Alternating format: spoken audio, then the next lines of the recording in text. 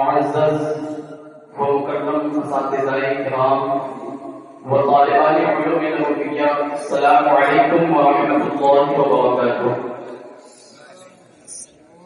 لک الحمد یا اللہ والصلاة والسلام علیک یا رسول اللہ، اما بعد فاعوذ باللہ من الشیطان الرجیم، بسم اللہ الرحمن الرحیم۔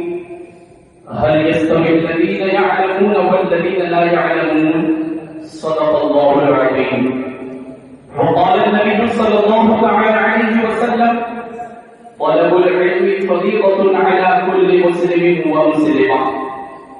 آئیے ایک بار درود پاک پڑھنے اللہ رب محمد صلی اللہ علیہ وسلم۔ نحن عباد محمد صلی اللہ علیہ وسلم، صلاة وسلام علیک یا رسول اللہ صلی اللہ تعالی علیہ وسلم۔ میری تقریر کا موضوع ہے ملک کی تعمیر و ترقی میں مدارس اسلامیہ کا کردار۔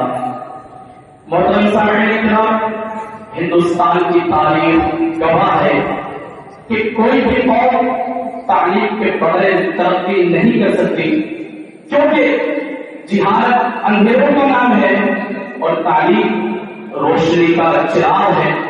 قرآن مجید کی پہلی وحی کی طرف سے ایک پیغام ملتا ہے کہ علم ہی انسان کی کامیابی اور قوم کی ترقی کی بنیاد ہے۔ جب ہم اسلامی تعلیم کے آئینے میں جھانکتے ہیں تو ہمیں مدارس اسلامیہ کی روشن مثالیں ملتی ہیں۔ یہ وہ مقدس ادارے ہیں جہاں امام ابو حنیفہ جیسے فقہا، امام بخاری جیسے محدثین اور امام غزالی جیسے مفکرین نے علم حاصل کیا۔ یہ مدارس ہی تھے جنہوں نے اسپین، بغداد، نیشاپور اور مبارک پور میں علم کے چراغ چلائے۔ جب دنیا جہالت کے اندھیروں میں ڈوبی ہوئی تھی تب یہ مدارس علم و حکمت کے مینار بنے ہوئے تھے۔ کیا ہے مدارس اسلامیہ؟ مدارس اسلامیہ وہ ایسے قلعے ہیں جو ایمان کی حفاظت کرتے ہیں۔ مدارس اسلامیہ وہ ایسے نخلستان ہیں جہاں جہالت کے ریگستان میں علم کی چھاؤ دیتے ہیں۔ مدارس اسلامیہ وہ ایسے مینار ہیں جو قرآن و سنت کی روشنی دکھاتے ہیں۔ مدارس اسلامیہ وہ ایسے شمعیں ہیں جو ہر اندھیرے میں اجالے دیتے ہیں۔ مدارس اسلامیہ وہ ایسے محافظ ہیں جو ملت کی سرحدوں پر دین کا پہرا دیتے ہیں۔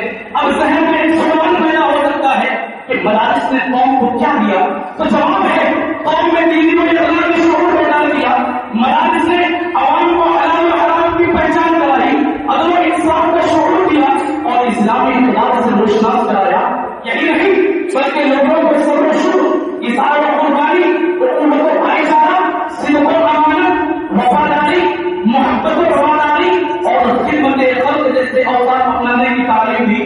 جیسا کہ اللہ تعالیٰ کا ارشاد ہے ان اللہ یأمر بالعدل والإحسان وإیتاء ذی القربى وینہی عن الفحشاء والمنکر والبغی۔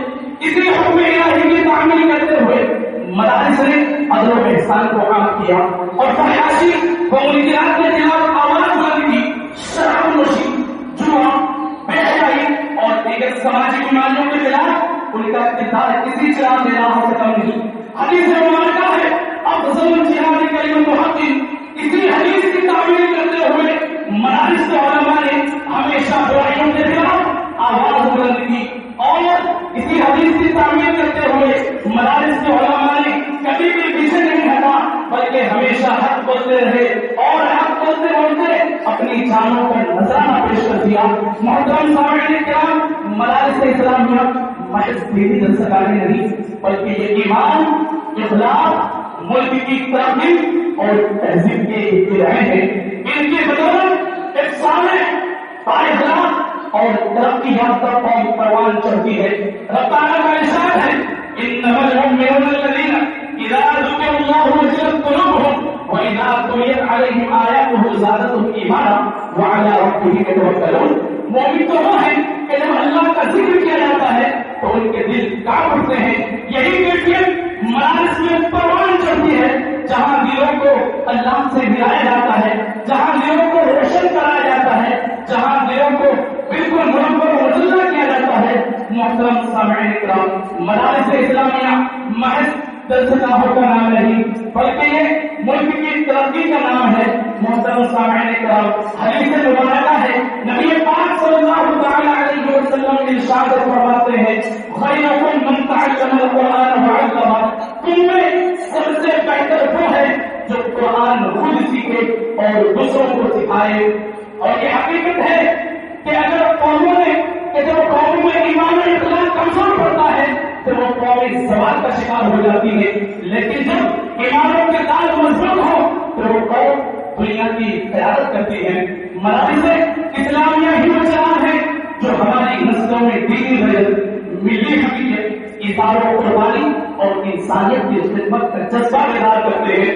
یہی ادارے جناب جو ہمیں یاد دلاتے ہیں کہ حقیقی ترقی صرف معاشی خوشحالی کا نام نہیں بلکہ بلند اخلاق، روحانی پاکیزگی، ملی اتحاد، المسلم اخو المسلم اور خالق الناس بخلق حسن کا بھی تقاضا ہے۔ محترم سامعین کرام، ہندوستان کی تاریخ اٹھا کر دیکھ لیجیے تو آپ کو آزادی کی ہر تحریک میں علماء کرام اور مدارس اسلامیہ کے فارغین صفحے اول میں نظر آئیں گے۔ علامہ فضل حسین والی ایک ایسا عالم جس نے اپنی پوری زندگی علم و ایمان اور وطن کی حفاظت کے لیے وقف کر دی۔ مدارس اسلامیہ میں انہوں نے اپنے طلباء کو قرآن، حدیث، فقہ، عقائد اور عقلی علوم پڑھا ہے۔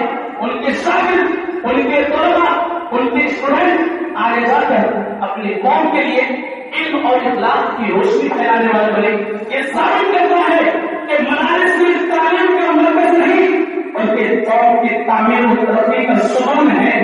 1857 کی جنگ آزادی میں جب ہندوستان میں مسلمانوں نے اپنے دین اور وطن کی حفاظت کے لیے قدم اٹھایا تو علامہ فضل حسین وادی نے جہاد کا فتویٰ جاری کیا۔